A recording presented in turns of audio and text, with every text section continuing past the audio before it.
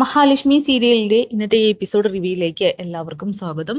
അങ്ങനെ ദുർഗയാണെങ്കിൽ കരുണ അങ്ങോട്ടും ഇങ്ങോട്ടും ആരെയോ പ്രതീക്ഷിച്ചു നിൽക്കുന്നത് പോലെ നടക്കുന്നത് കാണുകയാണ്. അവരാണെങ്കിൽ വേഗം തന്നെ കരുണയുടെ അടുത്തേക്ക് പോയിട്ട് ചോദിക്കുന്നുണ്ട്, എന്താടി നീ എന്താ രാവിലെ തൊട്ട് എന്തോ ഒരു വെപ്രാളത്തിലാണല്ലോ, നീ ആരെയോ പ്രതീക്ഷിക്കുന്നുണ്ടല്ലോ. ഒന്നുമില്ലമ്മേ, പിന്നെന്താ ഇവിടെ വന്ന് ഇങ്ങനെ പരുങ്ങുന്നേ?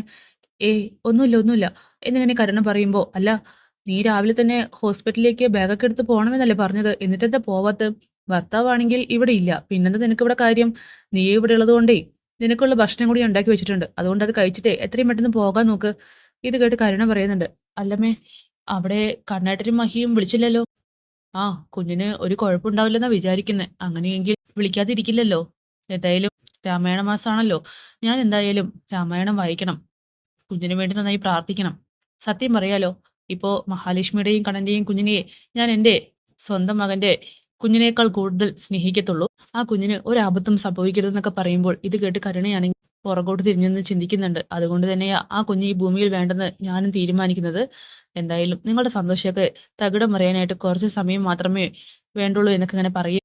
എന്താടി നീ ആലോചിച്ച് നിൽക്കുന്നത്? നീ രാവിലെ പൂജാ റൂമിൽ കയറി വിളക്ക് വെച്ചത് കൊണ്ട് തന്നെ എനിക്കെന്തോ വല്ലാത്ത പേടി തോന്നുന്നു. ആ കുഞ്ഞിന് എന്തെങ്കിലും സംഭവിക്കണമെന്ന് പറഞ്ഞിട്ടായിരിക്കും നീ പ്രാർത്ഥിച്ചിട്ടുണ്ടാവുക എന്നൊക്കെ പറയുമ്പോൾ അമ്മയ്ക്ക് എത്ര പറഞ്ഞാലും മനസ്സിലാവില്ല. എന്റെ മനസ്സിൽ എന്താണെന്ന് ഞാൻ എങ്ങനെയാ അമ്മയെ ബോധ്യപ്പെടുത്തുക? ബോധ്യപ്പെടുത്താനും നിൽക്കണ്ട. വല്ലതും കഴിച്ചിട്ടേ പെട്ടെന്ന് തന്നെ ഉണ്ണിയുടെ അടുത്തേക്ക് പോവാൻ നോക്കുന്നു പറഞ്ഞുകൊണ്ട് ദുർഗ അവിടെ നിന്ന് പോവുകയാണ്.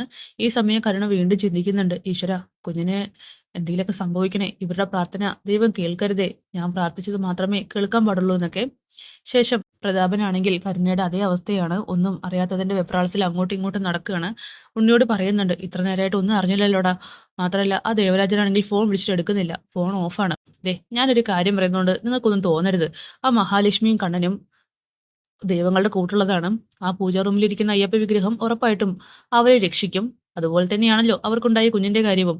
ആ കുഞ്ഞ് ഇപ്രാവശ്യം രക്ഷപ്പെട്ടു വരികയാണെങ്കിൽ ഉറപ്പായിട്ടും ഒരു കാര്യം ഉറപ്പിക്കാം, ആ കുഞ്ഞും ദൈവത്തിന്റെ ശക്തിയുള്ള കുഞ്ഞാണ്. ഇത് കേട്ട് പ്രതാപൻ പറയുന്നുണ്ട്, എടാ ഇത് കരിനാക്ക് വിളിച്ചതൊന്നും പറയല്ലേ, എന്തെങ്കിലുമൊക്കെ സംഭവിക്കണേന്ന് പറഞ്ഞ് പ്രാർത്ഥിക്ക്. ഞാനും എൻ്റെ മോളൊക്കെ അതിനു വേണ്ടി കാത്തിരിക്കുന്നതാ. മാത്രമല്ല കുഞ്ഞിനെ ഇന്നലെ ഹോസ്പിറ്റലിലേക്ക് അഡ്മിറ്റ് ആക്കി എന്നൊക്കെ അല്ലേ പറഞ്ഞത്. അതുകൊണ്ട് തന്നെ പ്രതീക്ഷയ്ക്ക് വകയുണ്ടെന്നൊക്കെ പറയുമ്പോൾ ഞാൻ പറയേണ്ടത് പറഞ്ഞു. ആ അയ്യപ്പ വിഗ്രഹേ ചില്ലറ സാധനമൊന്നുമല്ല. അങ്ങനെ പ്രതാപൻ വീണ്ടും മൂട്ടിൽ തീ പിടിച്ചതുപോലെ അങ്ങോട്ടും ഇങ്ങോട്ടും നടന്നുകൊണ്ടിരിക്കുകയാണ്. തുടർന്ന് മഹിയാണെങ്കിൽ ലേഖയെക്കുറിച്ച് കണ്ണനോട് പറയുന്നു. പാവം ജാനമ്മ. ജാനമ്മയ്ക്ക് ഒരബദ്ധം പറ്റിയതാണ്. കുറച്ച് പൊടി ചേർത്ത് കൊടുത്തു. പക്ഷെ അത് ലേഖയ്ക്ക് ജാനമ്മയെ വഴക്ക് പറയാനുള്ള ഒരു റീസണായി മാറി. വഴക്ക് പറയരുതായിരുന്നു എന്നൊക്കെ പറയുമ്പോൾ അത് പിന്നെ അവൾക്ക് കുഞ്ഞിനോടുള്ള കരുതൽ നിനക്കറിയാലോ മഹി എന്നൊക്കെ പറഞ്ഞ് അവർ സംസാരിച്ചുകൊണ്ടിരിക്കുമ്പോൾ അനന്തു അങ്ങോട്ട് വരുന്നുണ്ട്. എടാ എന്താ ഈ ഹോസ്പിറ്റലിൽ പോയിട്ട് വിളഞ്ഞ മൂർഖനാ കുത്തിയിരിക്കുന്നത്, കിഡ്നിയിലേക്ക് ബാധിച്ചിട്ടുണ്ട് വിഷം, പിന്നെ ക്രിട്ടിക്കൽ സ്റ്റേജിലാണെന്നൊക്കെ പറയുന്നു. ഇന്നലെ ആയില്യം കൂടിയാണ്. എന്തെങ്കിലും സർപ്പദോഷം ഉണ്ടോന്ന് അറിയില്ലല്ലോ കണ്ണേട്ടാ എന്നൊക്കെ മഹി പറയുന്നു. അല്ല ഇനിയിപ്പോ ജാനമ്മ ഇങ്ങോട്ട് വരില്ലായിരിക്കും അല്ലേ? ലേഖയുടെ ആഗ്രഹം പോലെ തന്നെ ആയി. ജാനമ്മയെ ഏത് സമയം നോക്കിയാലും കുറ്റപ്പെടുത്തിക്കൊണ്ടായിരുന്നല്ലോ എന്നൊക്കെ മഹിയും കണ്ണനും പറയുന്നു. അങ്ങനെ കണ്ണൻ പറയണേ, എടാ ഞാൻ കുഞ്ഞിനെയും കൊണ്ട് തറവാട്ടിലേക്ക് ഒന്ന് പോവുകയാണ്. അമ്മയ്ക്ക് കുഞ്ഞിനെ കാണുന്നുണ്ട്. ഇങ്ങോട്ട് വന്നാൽ ലേഖ അതിന് സമ്മതിക്കില്ല. അതിനെന്താടാ, പോയിക്കോ. പിന്നെ ലേഖ ഇക്കാര്യം അറിഞ്ഞോ? ലേഖ കുഞ്ഞുമായിട്ട് അങ്ങോട്ട് വരുന്നുണ്ട്. ഞാൻ അറിഞ്ഞു, എന്നോട് പറഞ്ഞു. ദേ പോകുന്നതൊക്കെ ശരി, അവിടെ ആ കരുണയൊക്കെ ഉള്ളതാണ്, സൂക്ഷിക്കണം കേട്ടോ. ഇത് കേട്ട് മഹിയും കണ്ണനും പറയുന്നുണ്ട്, കരുണ എന്തായാലും ഉണ്ണിയോടൊപ്പം തോമസ് വൈദ്യന്റെ വീട്ടിലേക്ക് പോകും. അപ്പൊ പിന്നെ അമ്മ മാത്രമേ ഉണ്ടാവുള്ളൂ, അമ്മയെയും സൂക്ഷിക്കണം എന്നൊക്കെ പറഞ്ഞ് ലേഖയാണെങ്കിൽ മുഖം തിരിക്കുന്നു. നിനക്ക് ഈ കുഞ്ഞിനോടുള്ള വാത്സല്യ കൂടുതൽ കൊണ്ടാ ഇങ്ങനെയൊക്കെ തോന്നുന്നത്. അവരച്ഛനും അമ്മയല്ലേ, നോക്കിക്കോളും. മാത്രമല്ല കുഞ്ഞിന് സ്വന്തം തറവാട്ടിലേക്ക് പോകണം എന്നൊക്കെ ഒരു ആഗ്രഹം ഉണ്ടാവില്ലേ? പോയി വീടൊക്കെ ഒന്ന് ചുറ്റിക്കണ്ടിട്ട് വരട്ടെ. അങ്ങനെ ലേഖ പറയുന്നുണ്ട്. പിന്നെ കുഞ്ഞിന് വീട് ചുറ്റിക്കാണാൻ പറ്റുന്ന പ്രായമല്ലേ, അവൾക്കെല്ലാം മനസ്സിലാവുമല്ലോ. നിനക്ക് കുഞ്ഞിനെ വിട്ടുകൊടുക്കാൻ ഒട്ടും താല്പര്യമില്ലേ എന്നിങ്ങനെ ലേഖയോട് അനന്ത് ചോദിക്കുമ്പോൾ, അല്ല അനന്തുവേട്ടന് കുഞ്ഞില്ലാതെ ഇരിക്കാൻ പറ്റുമോ? അനന്ത് വേണമെങ്കിൽ ഒന്നും മിണ്ടുന്നില്ല. നോക്ക്, ഇതിന്റെ പേരിൽ രണ്ടാളും തമ്മിൽ തർക്കിക്കേണ്ട. ഞങ്ങളെ രാവിലെ തന്നെ ഇങ്ങോട്ട് വരും. ഇന്ന് അമ്മയെ കാണിക്കുന്നു, നാളെ രാവിലെ ഫിനാൻസിലേക്ക് മഹിയും കൂടി എൻ്റെ കൂടെ ഉണ്ടാവും. അപ്പൊ പിന്നെ പെറ്റമ്മയും പോറ്റമ്മയും ഒക്കെ നീ തന്നെയാടി എന്നിങ്ങനെ കണ്ണനാണെങ്കിൽ ലേഖയെ കളിയാക്കി പറയുന്നു. ശേഷം കുഞ്ഞിനെ ലേഖ മഹിയുടെ കയ്യിലേക്ക് വെച്ച് കൊടുക്കുന്നുണ്ട്. കരഞ്ഞിട്ടാണ് അവൾ വെച്ച് കൊടുക്കുന്നത്. മഹിയാണെങ്കിൽ മോളെ ടാറ്റ പോവാന്ന് ചോദിക്കുന്നുണ്ട്. പെട്ടെന്ന് ലേഖയുടെ മുഖത്തേക്ക് നോക്കുമ്പോൾ അവളാണെങ്കിൽ കരയുകയാണ്. പേടിക്കേണ്ടടോ, ഞാൻ നാളെ രാവിലെ തന്നെ ഇങ്ങോട്ട് വരില്ലേ, പിന്നെ മോൾ നിന്റെ അടുത്ത് തന്നെ ആയിരിക്കും. അങ്ങനെ മഹിയെയും കണ്ണനെയും അവരാണെങ്കിൽ അവിടെ നിന്നും യാത്രയാക്കുകയാണ്.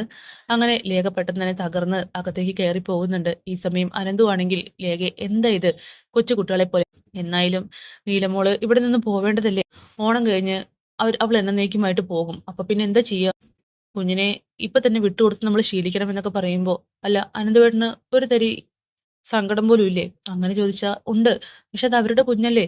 അവരായതുകൊണ്ട് നമുക്ക് വേണ്ടതൊക്കെ ചെയ്തു തരും. പക്ഷേ എന്ന് കരുതിയിട്ട് നമ്മളത് മുതലാക്കാൻ പാടില്ല.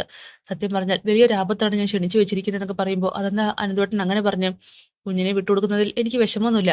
പക്ഷേ മഹി അവള് പ്രഗ്നന്റ് ആയ മുതൽ ഇവിടെയായിരുന്നു. ആ കുഞ്ഞിന് വേണ്ടിയിട്ട് അനന്തേട്ടനും ഞാനും ഒരുപാട് കാത്തിരുന്നതല്ലേ. പെട്ടെന്ന് പറിച്ചെടുത്ത് പോയപ്പോ എന്തോ ഒരു വിഷമം. പക്ഷെ ഞാൻ അതൊക്കെ ആയിട്ട് അഡ്ജസ്റ്റ് ആയി പോയിക്കോളാം എന്നൊക്കെ അനന്തൂര് രേഖ വാക്ക് കൊടുക്കുകയാണ്. ദേ നോക്ക്, താൻ ഇങ്ങനെയൊക്കെ പറഞ്ഞാലും ഇന്ന് രാത്രി താൻ ഫുഡ് കഴിക്കില്ല, ഉറങ്ങില്ല. വിശപ്പില്ലെന്ന് പറഞ്ഞ് മാറിയിരിക്കുമെന്നൊക്കെ പറയുമ്പോൾ അനന്തുവിനോട് ലേഖ ചോദിക്കുന്നുണ്ട്, അനന്തവേട്ടന് ഇന്ന് വിശക്കുമോ എന്ന്. അനന്തുവിന്റെ മുഖമാണെങ്കിൽ ആകെ വാടുന്നു. അങ്ങനെ അത് പറഞ്ഞുകൊണ്ട് അവൾ അവിടെ നിന്ന് പോവുകയാണ്. അനന്തുവിനാണെങ്കിൽ എന്ത് പറയണം എന്ത് ചെയ്യണമെന്ന് അറിയുന്നില്ല. അങ്ങനെ ദുർഗയാണെങ്കിൽ വിളക്കൊക്കെ കൊളുത്തി രാമായണം വായിച്ചു കൊണ്ടിരിക്കുകയാണ്. ഈ സമയം കരുണ അതേ നിൽപ്പ് തന്നെയാണ്.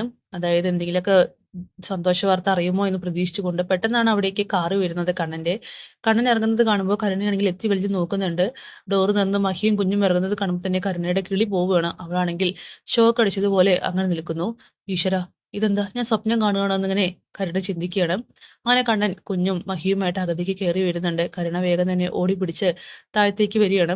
അങ്ങനെ കണ്ണൻ മുന്നിലേക്ക് എത്തുമ്പോൾ ആരോ രാമായണം വായിക്കുന്നുണ്ട്. അമ്മയാണെന്ന് തോന്നുന്നു. കോളിംഗ് ബെൽ അടിക്കുമ്പോൾ കരുണയാണ് വാതിൽ തുറക്കുന്നത്. കരുണയാണെങ്കിൽ കുഞ്ഞിനെയും മഹാലക്ഷ്മിയെയും കണ്ണനെയും മാറി മാറി തുറിച്ചു നോക്കുകയാണ്. എന്താടി നീ ഇങ്ങനെ നോക്കുന്നത്?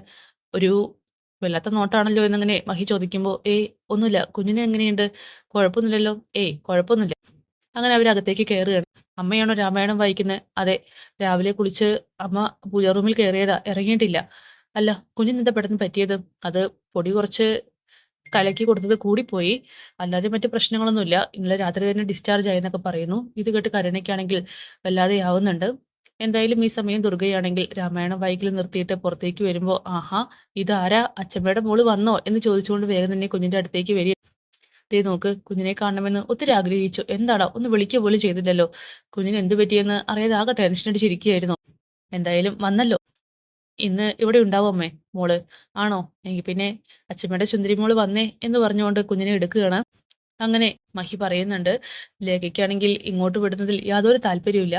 കുഞ്ഞിനെ വിട്ടിരിക്കാൻ പറ്റാത്തത് കൊണ്ടാണ്. നാളെ ഞാൻ ഫിനാൻസേഴ്സിലേക്ക് തിരിച്ചു പോകും. അപ്പൊ പിന്നെ ലേഖയുടെ കയ്യിലേക്ക് തന്നെ കുഞ്ഞിനെ കൊടുക്കാമെന്ന് തീരുമാനിച്ചിരിക്കുന്നതെന്ന് പറയുമ്പോൾ, ഓ, അപ്പൊ പിന്നെ അച്ചമ്മയ്ക്ക് മോളെ കാണാൻ ഇനിയും ക്യൂ നിൽക്കേണ്ടി വരുമല്ലേ എന്നൊക്കെ ദുർഗയാണെങ്കിൽ ചോദിക്കുന്നു. ഈ സമയം കണ്ണൻ പറയുന്നുണ്ട്, അമ്മ എന്തിനാ പേടിക്കുന്നത്? അമ്മയുടെ സ്വന്തം പേരക്കുഞ്ഞ് കുറച്ച് മാസങ്ങൾ കഴിഞ്ഞാൽ ഇങ്ങോട്ട് വരികയല്ലേ. അപ്പൊ പിന്നെ അതിന്റെ കൂടെ കളിക്കാലോ. ദേ അങ്ങനെ ദുർഗയ്ക്കാണെങ്കിൽ അതങ്ങോട്ട് ഇഷ്ടപ്പെടുന്നില്ല. അതെന്താടാ അങ്ങനെ പറഞ്ഞ്? അപ്പോ നീലമോൾ എന്റെ ആരുമല്ലേ? ദേ ഒരു കാര്യം ഞാൻ പറഞ്ഞേക്കാം. നിന്റെയും മഹിയുടെയും കുഞ്ഞാണ് ഇപ്പൊ ഞാൻ ഏറ്റവും കൂടുതൽ സ്നേഹിക്കുന്നത്. സത്യം പറഞ്ഞാൽ എനിക്ക് സ്വന്തം പേരക്കുഞ്ഞുണ്ടായാൽ പോലും ആ കുഞ്ഞിനെ സ്നേഹിക്കാൻ പറ്റില്ല. കാരണം ഇവളുടെ ഭർത്താവിന്റെ സ്വഭാവവും മാറാൻ പോകുന്നില്ല എന്ന് ദുർഗ തന്നെ പറയുമ്പോൾ ഇത് കേട്ട് കരുണ പറയാണ്, അമ്മേ, അമ്മ എന്തിനാ ഏത് സമയം നോക്കിയാൽ എന്നെ കുറ്റപ്പെടുത്തുന്നത്? കേട്ടോ കണ്ണാ, രാവിലെ 4 മണിക്കൊക്കെ എഴുന്നേറ്റേ പൂജാ റൂമിൽ കയറി വിളക്ക് വെച്ച് തൊഴുത് തിക്കുക. എന്തിനാണെന്നൊന്നും അറിയില്ല. എന്തായാലും നിങ്ങൾക്ക് നല്ലത് വരാൻ വേണ്ടിയിട്ടായിരിക്കില്ല, ദോഷം വരാൻ വേണ്ടി തന്നെയായിരിക്കും. ഈ സമയം കരുണ പറയുന്നുണ്ട്, അമ്മേ, കുഞ്ഞിനൊരു ആപത്തും വരരുത് എന്ന് പറഞ്ഞിട്ടില്ലേ ഞാൻ പ്രാർത്ഥിച്ചത്? അതുകൊണ്ടല്ലേ എനിക്കിപ്പോ ഈ കുറ്റമൊക്കെ കേൾക്കേണ്ടി വന്നത്. എന്തായാലും സാരില്ല എന്ന് പറഞ്ഞുകൊണ്ട് കരുണയാണെങ്കിൽ അവിടെ നിന്ന് ദേഷ്യത്തോടെ പോകുന്നുണ്ട്. അങ്ങനെ കണ്ണൻ പറയുകയാണ്, അമ്മേ, വെറുതെ അവളെ കുറ്റപ്പെടുത്തി നിൽക്കണ്ട, വയറ്റിനകത്തൊരു കുഞ്ഞുള്ളതല്ലേ, പിന്നെ നന്നാവണോ വേണ്ടയൊക്കെ അവർ തീരുമാനിച്ചോട്ടെ. മഹിയും പറയുന്നുണ്ട്, അതെ അമ്മേ, പിന്നെ അവൾ ഞങ്ങൾക്ക് വേണ്ടി നല്ലതാണ് പ്രാർത്ഥിച്ചതെങ്കിൽ അല്ലെങ്കിൽ ചീത്തയാണ് പ്രാർത്ഥിച്ചതെങ്കിൽ അത് ആ ദൈവത്തിനറിയാം. ആ ദൈവം അതിന് വേണ്ടിയിട്ടുള്ള വിധി അവർക്ക് കൊടുത്തോളും എന്നിങ്ങനെ മഹി പറയുന്നു. അങ്ങനെ ദുർഗയാണെങ്കിൽ കുഞ്ഞിനെ ലാളിച്ചുകൊണ്ട് അങ്ങനെ നിൽക്കുകയാണ്. കരുണ വളരെ ദേഷ്യത്തോടു കൂടി തന്നെ റൂമിനകത്തേക്ക് വന്നിട്ട് താൻ പ്രതീക്ഷിച്ചതൊന്നും നടന്നില്ലല്ലോ എന്നുള്ള വിഷമത്തിൽ അങ്ങനെ നിൽക്കുന്നുണ്ട്. അപ്പൊ അതൊക്കെ കാണിച്ചുകൊണ്ടാണ് എപ്പിസോഡ് അവസാനിക്കുന്നത്. കാത്തിരിക്കുന്ന നാളത്തെ കിടിലൻ എപ്പിസോഡിനായിട്ട് ബൈ.